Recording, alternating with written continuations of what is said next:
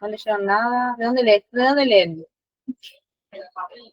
De los Power.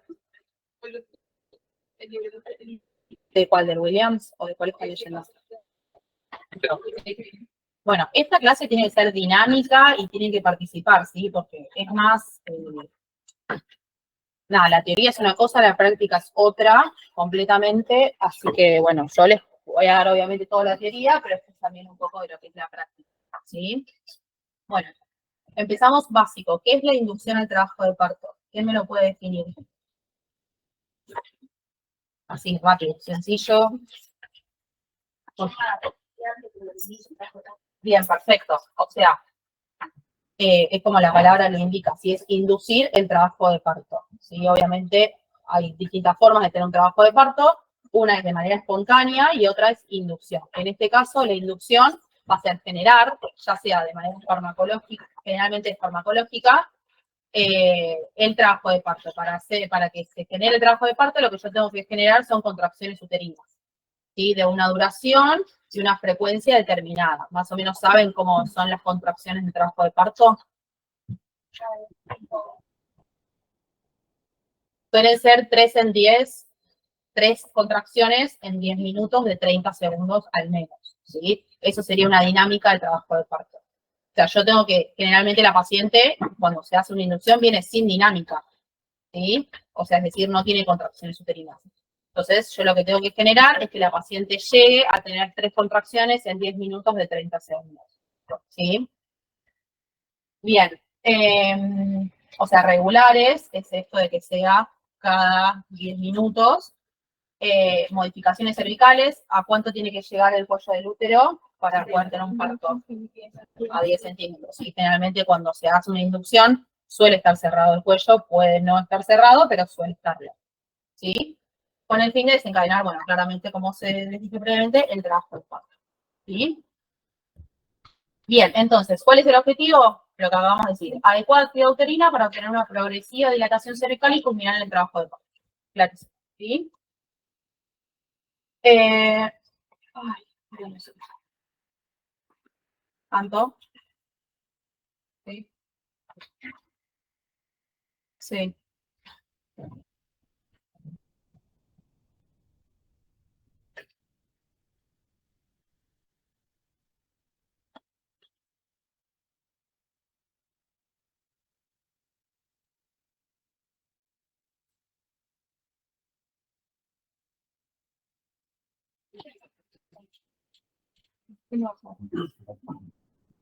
Ah, ok.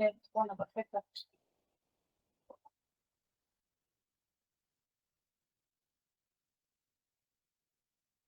Sí, sí, sí, sí, sí. Ok. Sí, vale. Escúchame, sí o sí, ecocéntrica, quítense el agua, todo. Todo peligro últimamente, ¿vale? Bueno, por favor. Nada. Bueno, listo, ya quedó clara la definición. Entonces, ¿qué es lo que tenemos que tener en cuenta previo a hacer una inducción?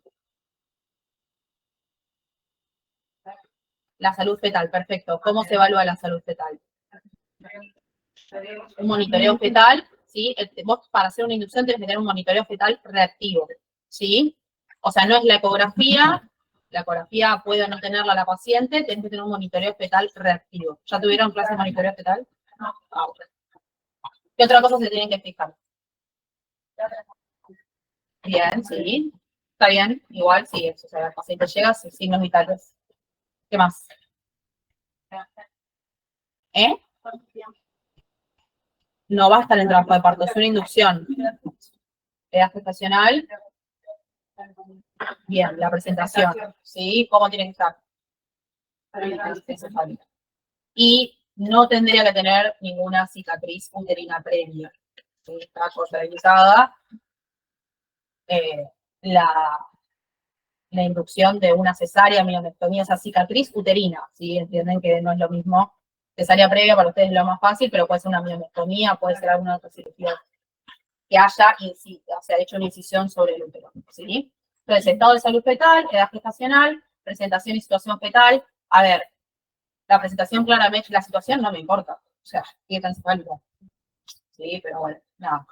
La proporción cefalopélvica, esto generalmente no se hace pelvimetría hoy en día. Uno se da cuenta que el trabajo de parto no progresa. ¿Sí? Generalmente la proporción cefalopélvica uno lo hace en el diagnóstico con el segundo embarazo. O sea, sabes del primer embarazo que tuvo, que por X motivo no pudo desencadenar el trabajo de parto, entonces ya lo sabes para el segundo en realidad. Y el estado cervical. Esto es importante, ¿saben cómo se evalúa el estado cervical? Con el tacto, pero hay como ciertas cositas que nos fijamos.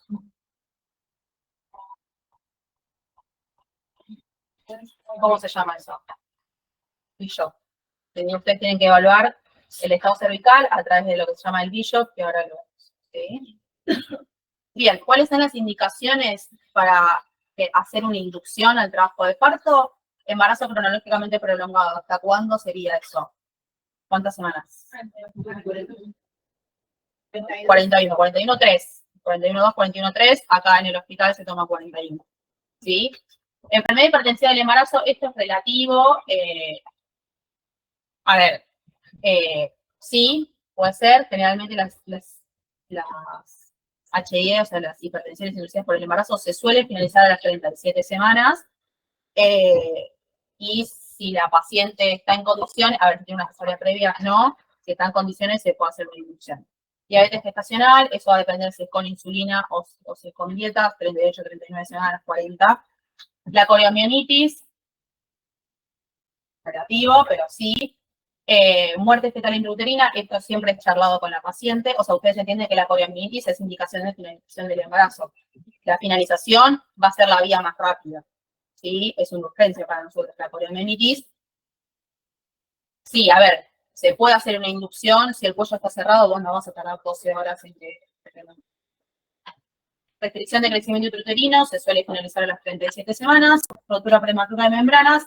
Esto es relativo porque ustedes saben que va a depender de la edad gestacional.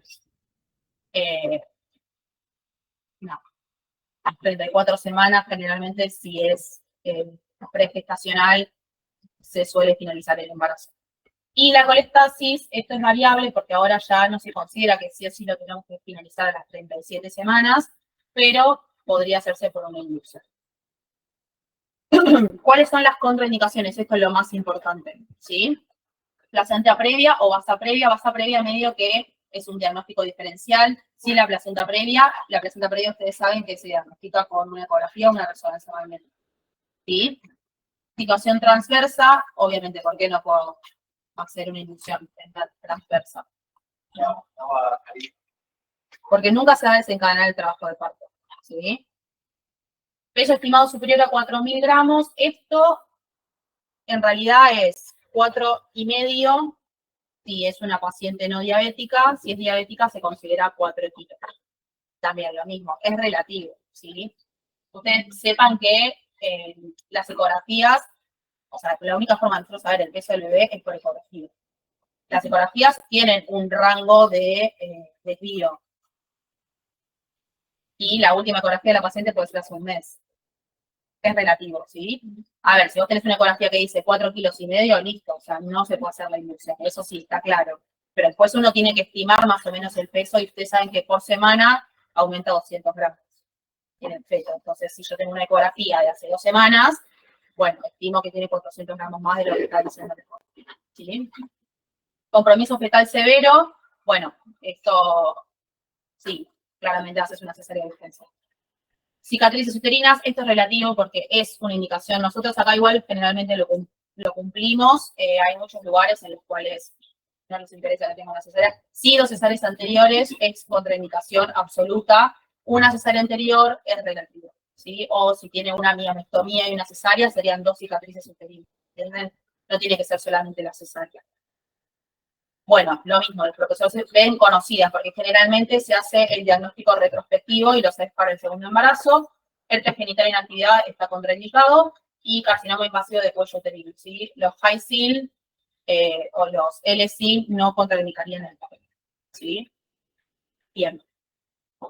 Entonces, las condiciones para hacer una, o sea, entienden las diferencias. Una cosa es la indicación, otra cosa es la contraindicación y otra cosa son las condiciones, ¿sí? Obviamente la paciente tiene que estar informada, usted le tiene que decir que llega, se le hace un monitoreo fetal, se le coloca una vía y de ahí a esperar, ¿sí? ¿Cuánto más o menos es el tiempo estimado de una paciente primigesta? ¿Cuánto? No escuché. Para tener un trabajo atrás. 12 horas, ¿sí? O sea, un montón de tiempo. Decisión consentida y piensen que acá no hay peligro. Bueno, presentación fetal ya lo dijimos, estabilidad de las condiciones maternas, condición, obviamente esto sí es importante porque la paciente tiene que cruzar, ¿sí? Existe el agotamiento materno, que al principio sí está todo bien, está todo perfecto, porque la paciente no está con dilatación cervical, duele un montón y llega un momento en que se cansa. Piense que tal vez la paciente llega a 7 de la mañana y pare 7 de la tarde. Bueno, muy cansado. Ya dijimos la edad gestacional, la sensibilidad del útero al método propuesto, madurez pulmonar y condiciones cervicales. Madurez pulmonar, esto tiene que ver más que nada, obviamente, si es pretérmino. Una vez que en pretérmino la madurez pulmonar no se hace, y ya saben que después de las, depende de qué bibliografía usen, 34, 35 semanas no se madura más, ¿sí? Y bueno, las condiciones cervicales. Entonces, esto es lo del Bishop, ¿sí? El Bishop se hace con el tacto vaginal, ¿sí? Tenés posible, o sea, puede ser de 0 a 13 el puntaje total, y se habla de Bishop favorable o desfavorable, ¿sí? Favorable va a ser de 6 en adelante, desfavorable es de 6 para abajo. Y ustedes lo que tienen que evaluar son los factores cervicales. La consistencia, la posición, o sea, si es posterior, si es anterior, si está en intermedia posición, o sea, eso es la posición del cuello del útero, el borramiento, la dilatación y el descenso de la presentación. O sea, la consistencia se habla de, no decimos firme, sino nosotros decimos formado, pero no importa. A ver, generalmente se dice formado o blando, pero bueno, si está formado se le ponen 0, o sea, no se le adjudican puntos, un punto si está reblandecido y si está blando 2 puntos. Pero sí tienen que ir sumando. Se les fija en la posición, si está posterior, intermedia o anterior. Esto, a ver, hay pacientes que ustedes saben según si están anteverso o retroverso. Generalmente si están retroverso en flexión, la posición uterina es anterior. ¿Sí? ¿Entienden? Porque el útero está así. ¿Entienden? Entonces, si está en anteverso, generalmente está posterior. Si está en retroverso, está en anterior. A ver, no sí o sí te está diciendo de que esté favorable o no, pero generalmente los cuellos posteriores, es por, ustedes saben que el útero se va haciendo hacia anterior y se da en intermedia posición para poder tener el parto. Tenemos que tratar de que anterior quiere decir si estaba en posterior, ¿entienden? O sea, si la posición inicial es anterior, va a tener que ir en intermedia posición. Entonces, lo que estoy explicando, bueno, nada, esto se le va a sumar el punto de acuerdo como esté, borrado. Esto tiene que ver con las falanges. Generalmente el cuello del útero mide más o menos 3 centímetros, 4 centímetros, y ustedes se van fijando según qué tan acortado está, ¿sí? Si está borrado en un 30%, o sea, 50% sería una falange, para que entiendan. La totalidad, 2 falanges sería más o menos 100%, 50%, o sea, sería la regla, ¿no? 50%, borrado un 70%, ¿se entiende? Ya se fijan qué tan largo es el cuello del útero. Dilatación, bueno, cerrado, 1 o 2 centímetros, esto es fácil. Y la presentación, es decir, si está, bueno, chicos, igual para que una presentación esté en un primer plano, la dilatación es completa. Por ende, claramente no va a estar nunca en un primer plano, si no, no haríamos una inducción. ¿Entienden? Los planos de Hodge, la dilatación es completa. O sea, llega a 10 centímetros de dilatación y está haciendo el descenso. ¿Entiendes? Entonces, nunca va a estar en un primer plano, nunca. Así que, con todo esto, ustedes suman. Generalmente esto no se hace, yo no me pongo a decir, che, tiene 2 puntos, vos la atascás, cuello posterior formado cerrado, esta paciente tiene un Bishop desfavorable. Se terminó. ¿Y de qué va, o sea, qué me dice el Bishop? ¿Qué conducta me toma? ¿Cómo? Si es favorable, inducir o no. Inducir se va a inducir igual. ¿Qué me determina el bishop? No es si voy a hacer o no la inducción. Sí, que madurar. Si tenés que hacer la maduración cervical, ¿sí? Un bishop desfavorable, es decir, de 6 para abajo, yo tengo que madurar el cuello del útero. Si el bishop es favorable de 6 para arriba, yo puedo iniciar directamente con oxitocina. Es decir, no tengo que madurar, no tengo que hacer la maduración cervical. ¿Con qué se hace la maduración cervical? Sí, con misoprostol. ¿Sí? Entonces, llega la paciente, le hago el monitoreo fetal, es reactivo, tiene el vitales dentro de parámetros normales, la tacto, el cuello está posterior, formado cerrado, esa paciente se tiene que hacer una maduración cervical, que se le pone misoprostol. Siempre monitoreo reactivo primero, se le colocan 25 microgramos de misoprostol y se reevalúa, dependiendo del lugar, de 4 a 6 horas. O sea, la paciente no se la toca.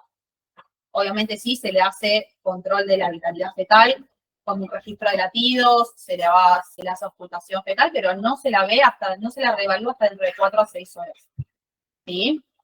Si es favorable, supónganse, no sé, está hablando, está en una intermedia posición, borrado en un 50 con 1 o 2 centímetros, uno podría, más o menos, o sea, si suman, son 1, 2, 3, 4, 5, bueno, no, tiene que estar con 3, 4.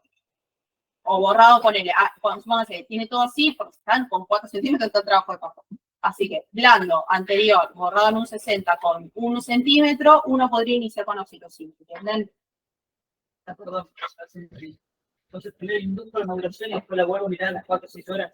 A ver, inducir es generar las contracciones uterinas, ¿sí? Claro, digo, Según el bishop, vos vas a determinar si tienes que hacer una maduración cervical o no.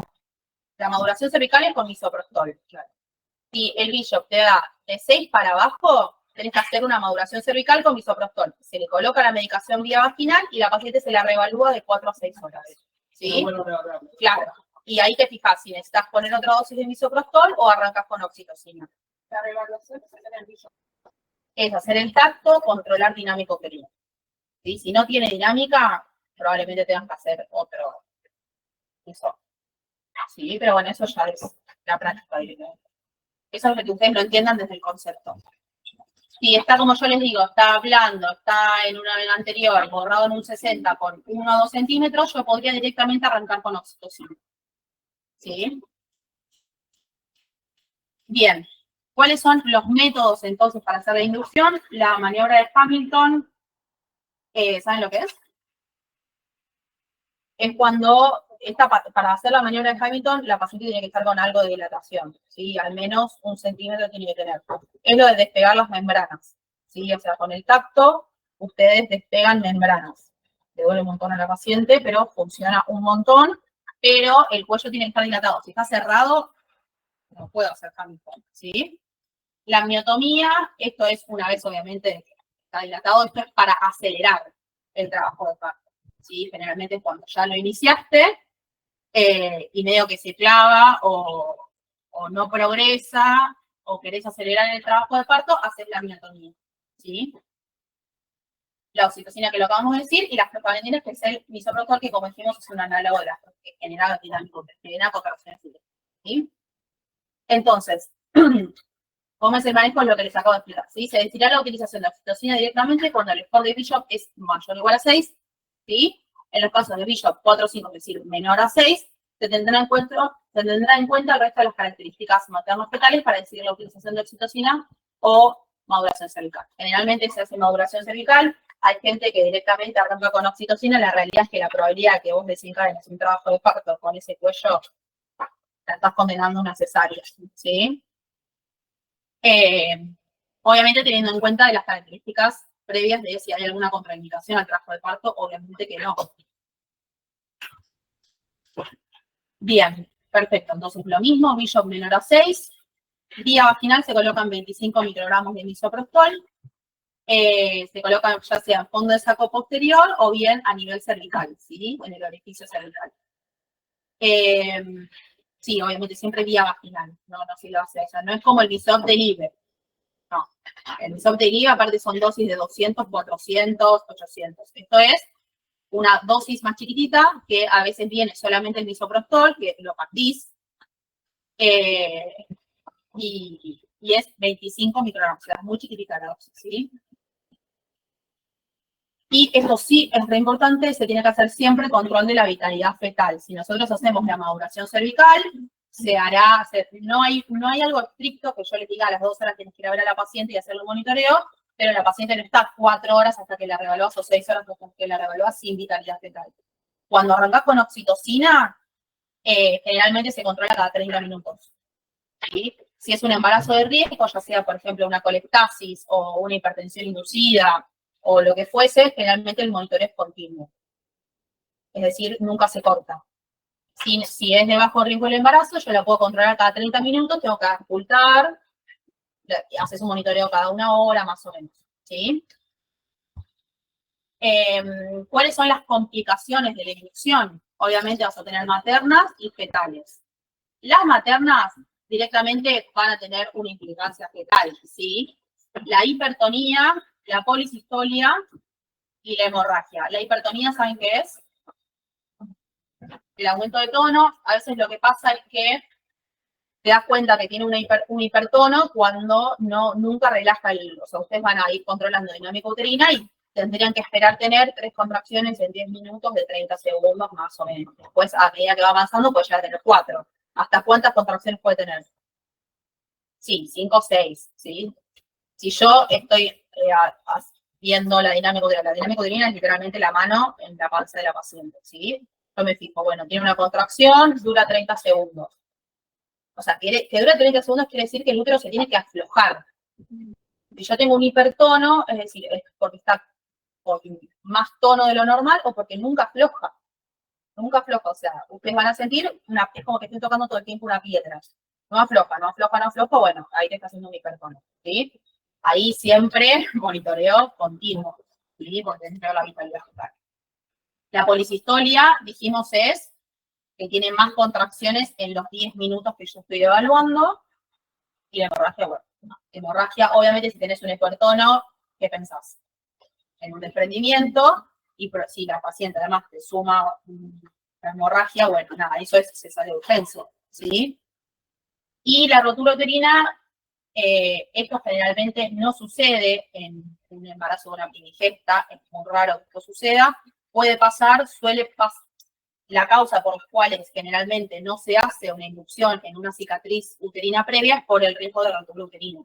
Porque toda cicatriz es un área, digamos, mucho más probable a que se rompa que el resto del útero.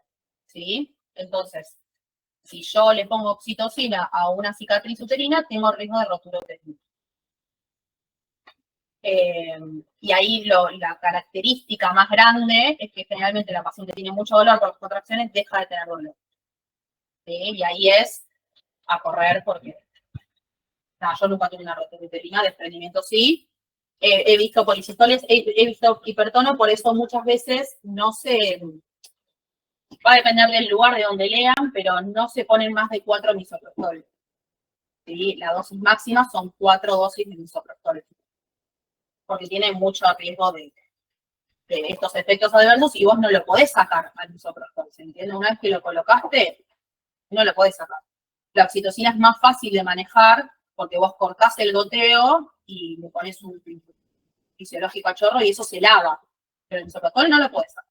Y una vez que está colocado, se absorbe y ya está. ¿Sí? Y obviamente fetal va a ser el sufrimiento fetal agudo, que eso lo van a poder ver a través del monitoreo fetal, que va a empezar con desaceleraciones, puede tener una dicardia fetal, entre otras cosas, líquido meconial, esos son signos de sufrimiento fetal agudo, y depresión e hipotonía, esto lo saben una vez que está en el nacimiento. ¿Sí? No puedo saber que el bebé esté hipotónico. Lo único que puedo sí saber es que va a empezar a hacer TIPS, ¿sí? Que se lo van a ver con el monitoreo fetal intraparto. Puede tener el sufrimiento fetal, el líquido meconial. Muchas veces si vos estás sospechando que tenés un sufrimiento fetal, rompes la bolsa para ver el líquido.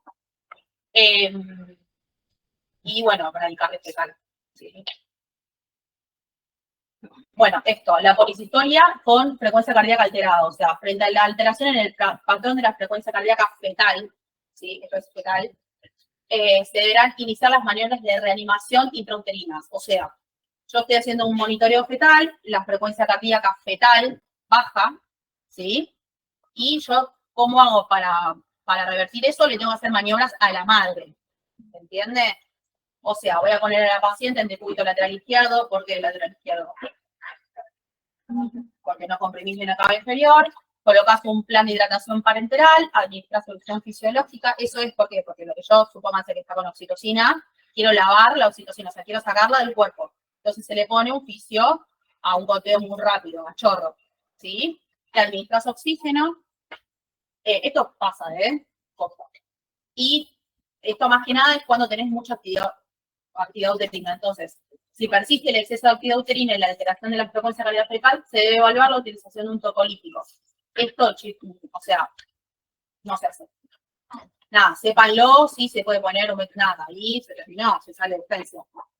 ¿Sí? Pero entienden, o sea, lo que yo quiero hacer es lavar el misoprostol, no, porque es muy difícil de hacer eso, pero sí la oxitocina que yo estoy administrando. Generalmente a veces lo que pasa es que te pasás de dosis de oxitocina, de unidades de oxitocina. ¿Ustedes saben cómo son las unidades? O sea, cómo se va poniendo la oxitocina. Generalmente uno arranca en una unidad, o sea, la oxitocina, lo que ustedes hacen es la tienen que diluir. Esto nada, igual a ustedes no les importa, la diluyen y hacen una unidad por centímetro cúbico. Tienes una unidad por centímetro cúbico. Entonces vos le pones una unidad, estás poniendo un centímetro cúbico de, digamos, de medicación, por decirlo, porque está diluido, ¿sí? Entonces generalmente se arranca con 1 o 2 unidades y vas aumentando cada media hora. Si pones una unidad, después le agregas 2 unidades, después le agregas 3 y así hasta que vos desencadenás el trabajo. ¿Sí? ¿Esto se entendió? Sí. Bien. Que básicamente llegaría hasta administrar oxígeno. Ahí es necesario. A ver, no sé si ustedes tienen choice u oral, ni idea cómo es su evaluación. Para el choice, sépanlo. A ver, sí, ustedes tienen que saber que existe la utilización de los tocolíticos. La realidad es que no se usa. Ya está, si es así, vos seguís teniendo una policistolia, la paciente tiene que ir a una cesárea. ¿Sí? ¿Cuánto se espera para eso? Un ratito. 20 minutos, 30, mucho. No, chao. No. Bien, ¿qué sería el fracaso de la inducción? Esto sí es importante. Ustedes saben que tienen un tiempo estimado para esperar digamos, para que se desencadene el parto, ya sea si es una primigesta o es una multípara. ¿Sí? No es lo mismo si es primigesta o es multípara. ¿Saben la diferencia, no? Multípara que haya tenido hijos, no abortos, o sea, hijos nacidos. Entonces, el tiempo transcurrido entre el inicio de la inducción y el diagnóstico de fracaso de inducción, ¿sí? Eso sería. Algunos autores sugieren que deben pasar al menos 12 horas de la administración de oxitocina y con las membranas rotas. Esto sí es importante, las membranas tienen que estar rotas, ¿sí? Sin lograr contracciones regulares y cambios cervicales para hacer el diagnóstico de fracaso de inducción. O sea, acá hay como mezcla de cosas porque hay situaciones en las cuales la paciente nunca dilata, ¿sí? En ese caso nunca vas a poder romper la bolsa, pero eso es una inducción fallida, ¿sí? Es raro, igual que nunca dilate, pero uno tendría que intentar, frente a la dilatación y el fracaso de la progresión del trabajo de parto, romper la bolsa. Si vos, habiendo roto la bolsa, no progresa, bueno, ustedes se tienen que más o menos fijar que cada cuánto tiene que ir progresando. O sea, ustedes, para saber si fracasa o progresa, es cuánto dilata en el tiempo. ¿Entienden? ¿Cómo? No, imagínate, pariría en nada. Más o menos, ¿sí? Sí, en realidad es medio centímetro por hora, más o menos es 1 centímetro cada 2 centímetros cada 2 horas, más o menos tiene que dilatar. Pero eso depende si es multípara o primípara. ¿Sí? No es lo mismo. Después fíjense bien qué les dice a ustedes la biología. Pero esa es la forma de darse cuenta si progresa o no progresa. Y siempre tiene que ser con contracciones de trabajo de parto y con la bolsa rota. Si vos nunca llegas a tener 3 contracciones en 10 minutos de 30 segundos, no está bien hecha la inducción. ¿Se entienden? Entonces, todo eso, ¿cómo lo vas regulando? Aumentás el goteo de la oxitocina o agregas unidades. Eso va a depender de si lo que te falta es frecuencia o si te falta que tenga contracción. Si te falta que tenga contracción, tienes que agregar unidades.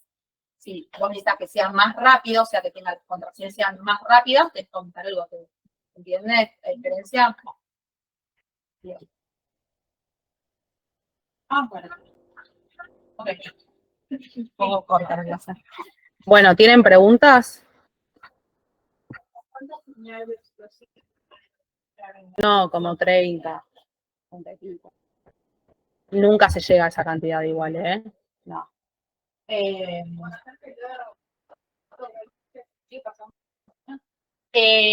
No, o sea, sí se hace una vez que tenés el alumbramiento, o sea, una vez que tenés la extracción fetal y el alumbramiento se pone la oxitocina, pero no para, digamos, el nacimiento, sino para la retracción uterina.